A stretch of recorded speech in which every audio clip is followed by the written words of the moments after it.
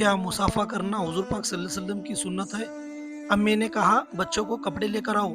फिर मैं कपड़े लाने के लिए निकलता हूँ। फिर असर की नमाज का वक्त रहता, तो मैं मस्जिद में आता हूँ वज़ू करने के लिए। फिर वज़ू बिस्मिल्लाहि अलैहि लाज़िमी वल्हम्दुलिल्लाहि अला दीनिल इस्लाम बोल के वज़ू करता हूँ। फिर मस्जिद में आता हूँ, नमाज़ पढ़ता हूँ, फिर अल्लाह का ज़िक्र करता हूँ। अल्लाह के ज़िक्र से ही इंसान कामयाब होता है और अल्लाह के ज़िक्र से ही दिलों को सुकून मिलता है।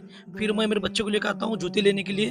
फिर उसको घर वालों खर्च किया करो, इससे अल्लाह ताला हमारी रोज़ी बढ़ाता है। फिर मैं घड़ी लेता हूँ, वॉच लेने के लिए आ जाता हूँ। फिर मेरे को याद आता है कि ये रमज़ान का महीना है, ये वक़्त चला गया तो फिर दोबारा वक़्त ही नहीं आएगा।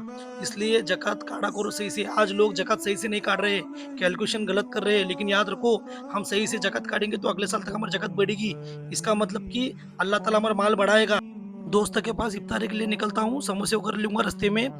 फिर मुझे ख़्याल आता है कि रोज़ा सिर्फ़ पेट का नहीं रहता, रोज़ा आँखों का भी रहता है। हम आँखों की भी हिफ़ाज़त करें बाज़ार में जाते वक़्त, और ज़ुबान से भी झूठ नहीं बोलना चाहिए, गिबत चुगली नहीं करना चाहिए।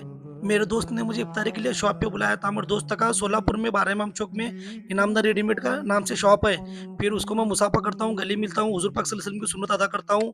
फिर दोस्त दोस्त ने इफ्तारी का जो इंतज़ाम किया था, माशाअल्लाह किया था।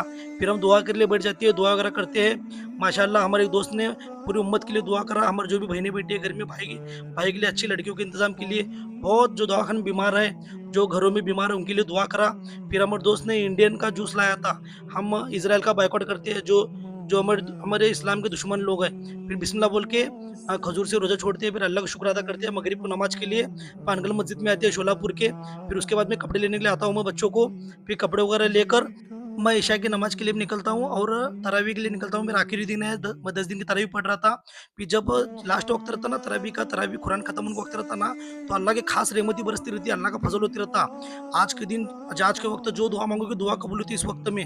फिर इमाम साहब ने इतनी अच्छा, शकील हफ़ीज़ साहब ने इतनी अच्छी दुआ की, तमाम उम्मत के लिए, तमाम मोमिनात के लिए, कब्रिस्तान में जितने भी मुस्लिमीन आता हैं उनके हक़ में। फिर मैं घर को आता हूँ, घर को आने के बाद सारे बच्चों को उठाता हूँ, बच्चे भी सारे खुश हो जाते हैं नींद में से उठने के बाद, कपड़े वगैरह देखकर। फिर मैं बताना ये इसलिए चाह रहा हूँ कि घर वालों पे खर्च किया करो, कंजूसी मत करो।